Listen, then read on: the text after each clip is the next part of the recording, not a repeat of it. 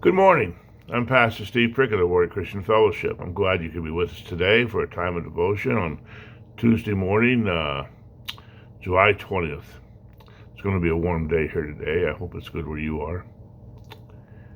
There's a story in the book of Isaiah that's very impactful to me. In Isaiah chapter 6, verse 1, it says, "In the year that King Uzziah died," Isaiah's writing this, "I saw the Lord high and exalted, seated on a throne, and the train of his robe filled the temple. Above him was seraphim, each with 6 wings.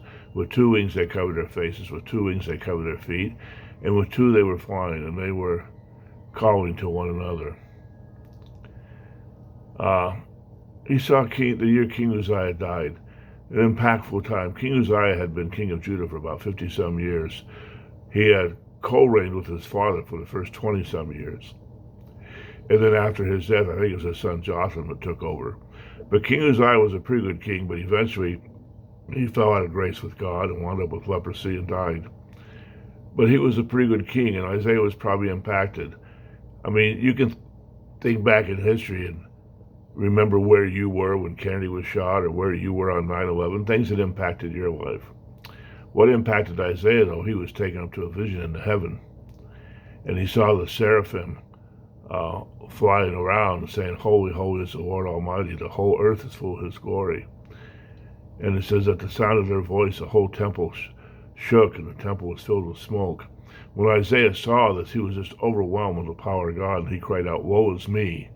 I am ruined, for I am a man of unclean lips, and I have lived among people of unclean lips, and my ears have seen the King, the Lord Almighty." He is in the presence of God, and he is very convicted of his own sin, his own shortcomings. And he said, a man of unclean lips, that means he could have trouble with the way he was talking, or maybe he was gossip, maybe it was foul language. There was something wrong with the way he spoke. And he became convicted. And then the seraphim came down with a hot coal from the altar, touched his lips, and he was healed. And then he hears God's conversation saying, "Whom shall I send? And who will go for us?" And Isaiah, not even knowing what it is, he shouts out, "Here I am, send me." You know, he goes in the presence of God. He's convicted of his sin. He's healed of his sin. Now he's ready to serve. He doesn't even know what the mission is. Whatever it is that God has, he's willing to go. Should that not be our response?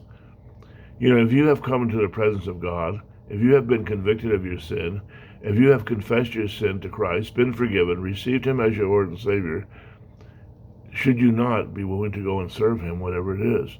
Should we not, whatever it is, jump up and down, yelling to God, "Here I am, send me, send me. Whatever it is you have, God, send me." You know, you're better off being where you're not happy and being in the Lord's will than being where you are happy and not being in his will.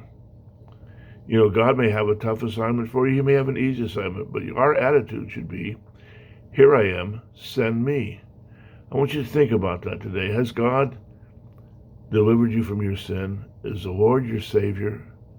And if so, are you willing to serve wherever God calls you to serve? You may not even be qualified for it, but God will equip you. God doesn't want your ability. He wants your availability. Avail yourself to God and see what he has for you, and enjoy the life God has for you. I hope this helps you. May God bless you. May you have a great day. Be well, friends. See you tomorrow.